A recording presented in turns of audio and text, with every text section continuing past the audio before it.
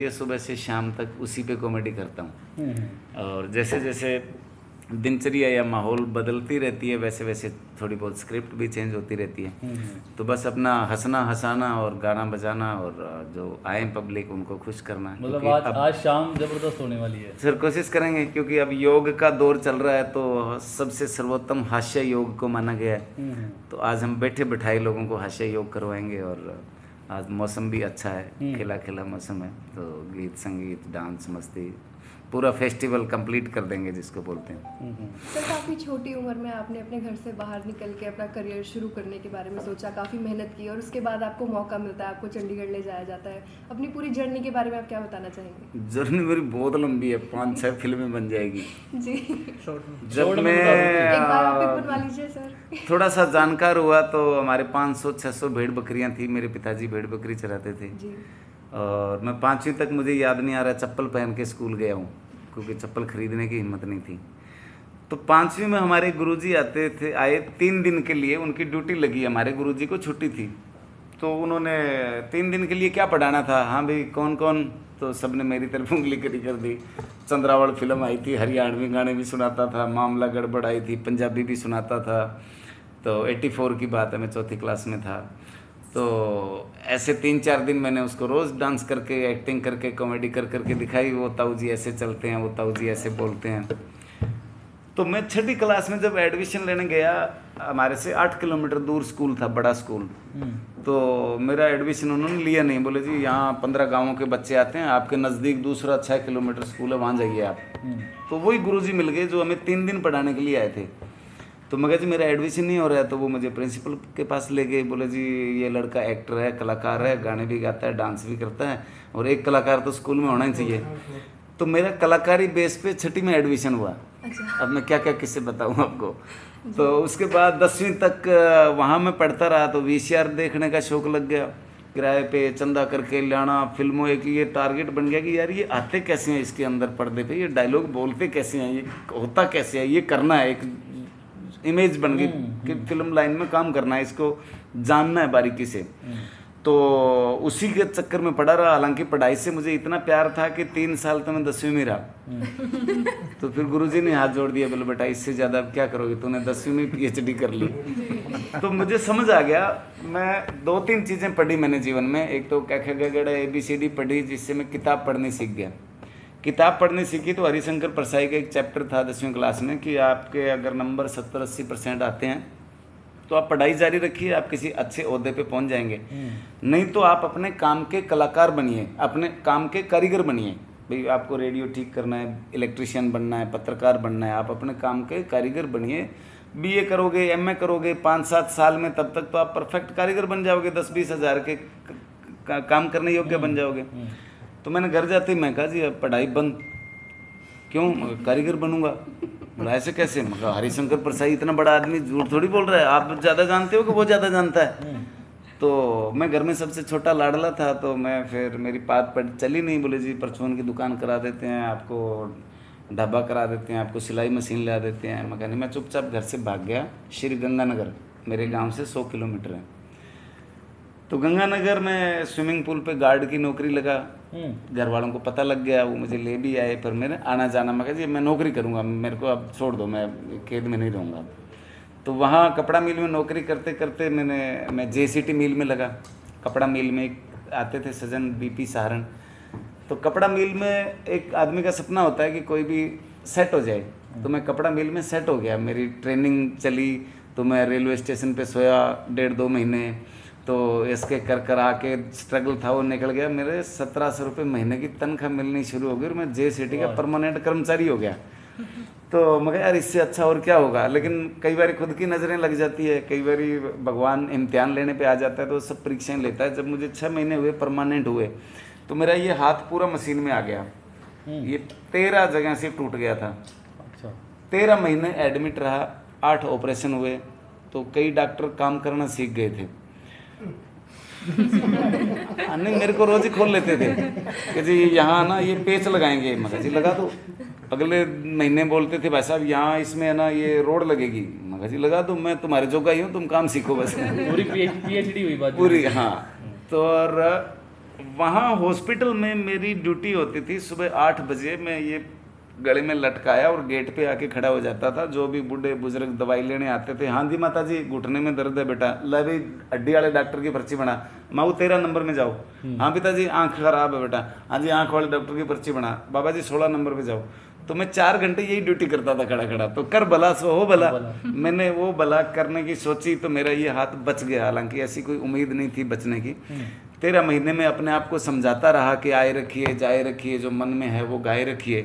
टूटा है हाथ जी, ये 15 जून 1994 को।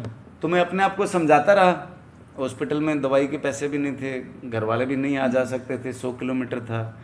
तो मैंने समझाया अपने आप को कि आए रखिए जाए रखिए, जो मन में है वो गाए रखिए। टूटा है हाथ तो क्या हुआ, ख्याली कहीं ना कहीं फंसाए रखिए। क्या बात है सर। तो जहाँ मौका मिला वहाँ फिर मैं कोई भी काम आया आगे मैं करता गया, घबराया नहीं, डरा नहीं। सीखने का ज़्यादा मुझे ललक रही। तो टेंशन चिंता का क्या रहा? मैं जर्नी पूरी कर दूं छोटी सी हाँ फिर ऐसे तो मजा नहीं। टेंशन चिंता ये मैंने सोचा कि हर आदमी की है, भगवान राम के भी थी, अंबानी के भी है, मोदी के भी है, हमारे भी है, मजदूर के भी है। तो मैंने अपने आप को सोचा कि चिंता से अगर जीतना है तो काम की स्पीड बढ़ानी पड़ेगी। कि मैं जिसे ओढ़ता बिछाता हूँ वो गज़ल आपको सुनाता हूँ। ये ज़िंदगी ट्रेन सी गुजरती है, मैं पुल सा थरथराता हूँ। जब से उखड़ गया एक बाजू मेरा, मैं और ज़्यादा वजन उठाता हूँ। जब से उखड़ गया बाजू मेरा, और ज़्यादा वजन उठाता हूँ। तो फिर मैं दोबारा JCT मिल ज्वाइन की और मैंने थिएटर ज्वाइन किया। तो मैं थिएटर करता करता 3-4 साल में मैं थिएटर इतना सीख गया कि मैं करवाऊँ किसको, मैं प्रैक्टिकल कहाँ करूँ, ट्रेनिंग कहाँ करूँ। तो हमारे श्री गंगानगर में अंध विद्यालय है, एशिया का सबसे बड़ा अंध विद्यालय है। 300 ब्लाइंड बच्चे रहते हैं, बाकी गूंगे बहरे बच्चे रहते हैं। तो मैं उनको थिएटर कराना शुरू कर दिया। तो मैंने कहा महाराज जी मैं इनको थिएटर कराना चाहता हूँ। बोले बेटा ये गूंगे बहरे हैं, क्या जानते हैं? मैं करा लूँगा।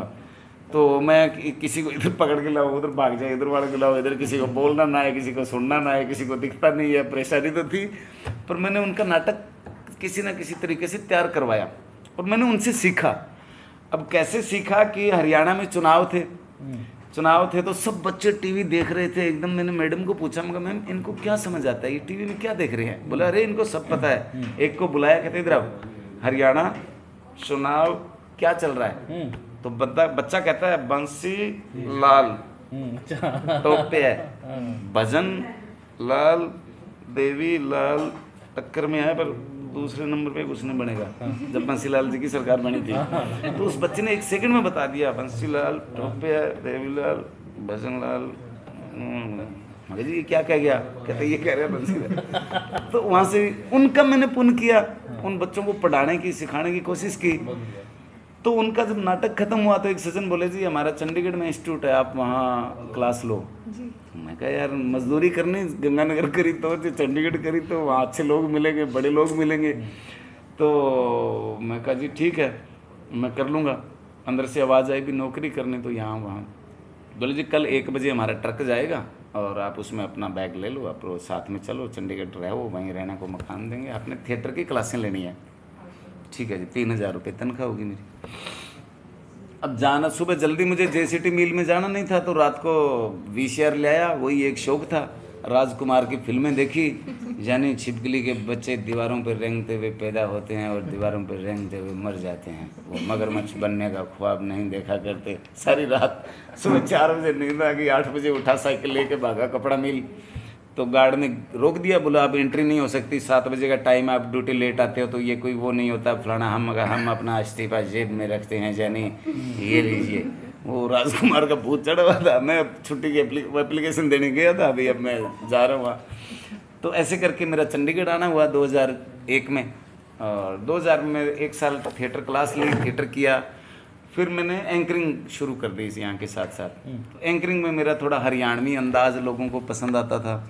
मैं हनुमानगढ़ डिस्ट्रिक्ट से बिलोंग करता हूँ, तो हमारा सिरसा, हिसार, रिश्तेदारियाँ सारी हमारी हरियाणवी टोन में ज़्यादा इजी लगती है। तो उतनी पंजाबी मिक्स भी है, उतनी राजस्थानी मिक्स भी है। तो हमारा हो गया बागड़ी कल्चर। जब हम हिंदी बोलते हैं तो समझ नहीं आता कि ये बंदा हरियाणा का है, पंजाब का है, राजस्थान का है। तो यही था, मुझे पंजाबी ऑडियंस भी पसंद करती थी, हरियाणवी राजस्थानी ऑडियंस भी पसंद करती थी। तो मैं चंडीगढ़ में एंकरिंग करते करते जय जी बी, हंसराज हंस, मिक्का, दिलेर मेहंदी, गुरदास मान साहब, मेरे को सब बुलाने लग गई। लाफ्टर शो से पहले भगवंत मान साहब के साथ मैंने बहुत शोज किए। तो फिर जो एक्सपीरियंस था वो मुझे एक ऑडिशन हुआ और उसमें मैंने सुनाया 1-1.5 घंटा, तो वो सिलेक्ट हो गया। और लाफ्टर चैलेंज 2 में 24 फरवरी 2006 को मैं टीवी आर्टिस्ट बन गया। और उसके बाद कॉमेडी सर्कस और फिर Bombay to Goa, Singh is king film, और फिर ये चलते चलते 2016 तक मैंने जितना टीवी फिल्म शो से कमाया था वो सारा मेरे गांव में दान करके और एक सैनिक स्कूल बनवा दिया, जो इंडिया का पहला निजी सैनिक स्कूल है, जिसके लिए भारत सरकार ने मुझे वार ऑफ ट्रॉफी में TK-55 टैंक दिया। तो वो वहीं गेट के ऊपर ही लगा हुआ है। तो बचपन में हमारा फौजियों के साथ बड़ा प्यार रहा। हमारे गांव में मिलिट्री ट्रेनिंग के लिए आती थी तो हम छा, दूध, लस्सी ले जाते थे। तो वो हमें टैंक पे खेलने देते थे, तो शाम को उतार के भेज देते थे। तो बाहर निकले, भगवान के सामने हो गए, भाई टैंक दो जी, खेलें किसके साथ? फौजियों ने तो निकाल दिया।